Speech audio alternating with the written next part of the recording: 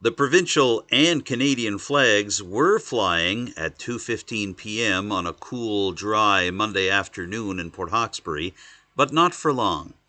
These flags were lowered to honor the 215 children whose bodies were reported found at the residential school site in Kamloops, BC, only a few days earlier. The idea for a flag-lowering ceremony in Port Hawkesbury and municipalities across the province was the brainchild of local Mi'kmaq activist Bryson Sylliboy. His mother and several other members of his family attended the Shubenacadie residential school, and Sylliboy himself attended one of the so-called Indian day schools that prevailed around the Maritimes during the period of the residential schools. So the idea of having the Civic Centre flags lowered for the 215 hours that represent the children that didn't return from the residential school in Kamloops is a personal one for him. I am a first-generation residential school survivor. My mother went to the residential school in Shubenacadie. My aunts and uncles, a few of my cousins, and my grandparents, and so on top of that, I am Indian day school survivor. So it really hits home. Survivors and their descendants, they suffer from intergenerational trauma. Due to the residential school system. So, it's felt, 2 or 3 generations after the person went. For me, personally, I was never brought up in the culture. I was not allowed to learn the language and stuff like that. So that's how it affected me and my siblings and, my cousins and stuff like that. Sylliboy found that the reaction among Canadians to the news out of Kamloops seems slow in the hours following the initial reports.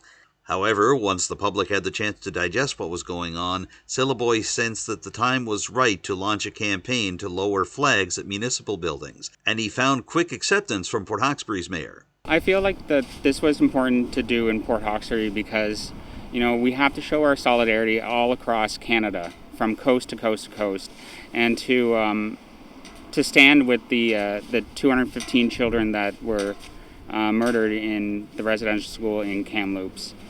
So I brought it to my mayor to see if we could do that, and she was all supportive of it, and we were successful. I would start off by thanking Bryson for certainly for the idea to lower the flags. 215 hours, 1 per child. That works out roughly to be 9 days. As soon as I read the request that came forward to me on social media, I reached out to our council right away and asked them, would they support and consider. And of course, the support was there. And I worked with Bryson to make arrangements to have our flag lowered, and here we are today. Mayor Chisholm-Beaton said that she was still sick to her stomach for several days after hearing the news out of Kamloops, and she collaborated quickly with Mi'kmaq representatives to try to bring flags down across the province.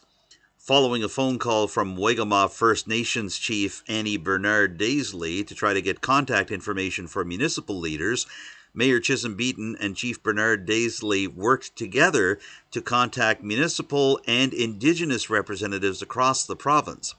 As of Monday, 90% of all rural municipalities across Nova Scotia had lowered their flags in honor of the 215 children whose bodies were found in Kamloops late last week. However, while he's grateful for this support, Bryson Sylliboy points out that the story of Canada's residential schools can't end with the lowering of flags in this instance. Basically, it starts with a grassroots approach. So at home, we can have these serious discussions with our peers, with our family members, especially with our children. This starts at their age. It's never too young. They're never too young to learn about what happened in the residential school system. There are a lot of resources, a lot of children books available for learning about the residential school system. So it's all about having that grassroots conversation and starting the change from there.